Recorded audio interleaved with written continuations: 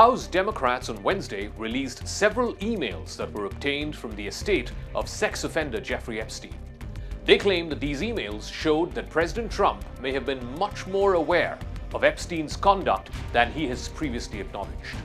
Soon after, House Republicans released more than 20,000 pages of Epstein's documents, including a vast trove of emails and other messages covering a large period of many years. In a post on social media reacting to this, Trump responded by saying that the Democrats were bringing up the Epstein hoax to deflect from the government shutdown. Carolyn Levin, who is the White House press secretary, called the emails a clear distraction. These emails prove absolutely nothing other than the fact that President Trump did nothing wrong. And what President Trump has always said is that he was from Palm Beach and so was Jeffrey Epstein. Jeffrey Epstein was a member at Mar-a-Lago until President Trump kicked him out because Jeffrey Epstein was a pedophile and he was a creep. And this email you refer to with the name of a victim that was unredacted now and has since been reported on in this room, so I will go ahead and say it, Virginia Giuffre. And it was CBS's own reporting, Ouija, that recently wrote that Miss Giuffre maintained, and God rest her soul, that she maintained that there was nothing inappropriate she ever witnessed, that President Trump was always extremely professional and friendly to her. And so I think it's a question worth asking the Democrat Party. In the emails that were released, here's what all Jeffrey Epstein reportedly said about Trump. Epstein described Trump as a dirty businessman who was borderline insane, untrustworthy, and worse in real life and up close than the image that he wanted to convey in public. Jeffrey Epstein also wrote that President Trump had spent many hours at his house with one of Epstein's victims. In one of those messages, Epstein flatly asserts that Trump knew about the girls, many of whom were later found to have been underage. On Wednesday, Republicans in the House Oversight Committee said that the victim that this email referred to was Virginia Roberts Giuffre, who was 16 at the time that she was recruited by Epstein's longtime associate Ghislaine Maxwell, while Giuffre was working as a spa attendant in Mar-a-Lago in the year 2000. When Epstein sent this email, it was in April of 2011, Giuffre had recently gone public for the very first time about her experiences with Epstein. At that time, she had told a British tabloid that Epstein had abused her and trafficked her to other men. Giuffre, though, later denied that Trump had ever sexually abused her. Giuffre died by suicide earlier this year. The Epstein files were the latest act in the rapidly unfolding political drama between House Speaker Mike Johnson and the Republican majority. They shuttered the House for the last 2 months, in part to try and stall a bipartisan effort to force the floor to vote on releasing the Epstein files. That effort ended this week with 218 signatures have been procured, with some Republicans crossing over. That bid has now gathered enough supporters to force a vote. Johnson, who had opposed considering the vote, said that he would relent and bring it to vote next week.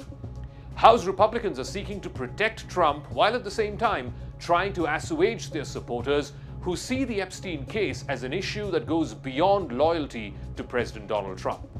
We're working around the clock to ensure that justice is served, and also as part of the oversight to figure out why justice has been delayed for so long. All credible information we will ensure is released to the public, and we also, at the same time, are fulfilling our responsibility to protect the innocent victims. Trump urged Republicans to reject any effort to revive a discussion of his relationship with Epstein. He's blamed the Democrats for the release of these documents on a post on social media. He went on to write that the Democrats were trying to bring up the Jeffrey Epstein hoax again because they will do anything to deflect how badly they've done on the shutdown. This is a Democrat hoax that never ends. You know, it reminds me a little of the Kennedy situation. We gave him everything over and over again, more and more and more, and nobody's ever satisfied. From what I understand, I could check, but from what I understand, thousands of pages of documents have been given. But it's really a Democrat hoax because they're trying to get people to talk about something that's totally irrelevant to the success that we've had as a nation since I've been president. One recurring presence in the messages and the emails from Epstein happens to be author Michael Wolff, who has acted as an advisor to Epstein. In one of the emails around 2016, when Trump was already running for president, Wolff wrote to Epstein saying that he believed Trump offers an ideal opportunity, suggesting that becoming an anti-Trump voice would give Epstein some amount of political cover. The Epstein files have split the MAGA base and made a section of Trump's faithful to turn on him. The idea that their political lodestar could also be a pedophile is something that a lot of folks in MAGA are uncomfortable with.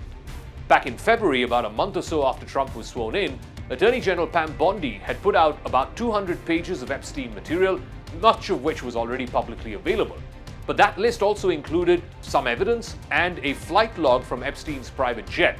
Now, there was speculation at that time that some of those flight logs showed Trump having taken the Epstein private jet multiple times, a claim which Trump has flat out denied.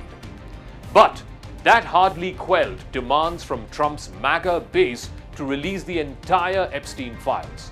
The calls grew more persistent after reports surfaced that Trump had sent Epstein a 50th birthday greeting when Epstein turned 50 in 2003. That included a sexually suggestive drawing. Trump again has denied writing that letter or making that drawing. But now, once again, after the release of the latest tranche of the Epstein emails, it is clear that Jeffrey Epstein has become the albatross around Donald Trump's neck, one that he can't seem to shake off.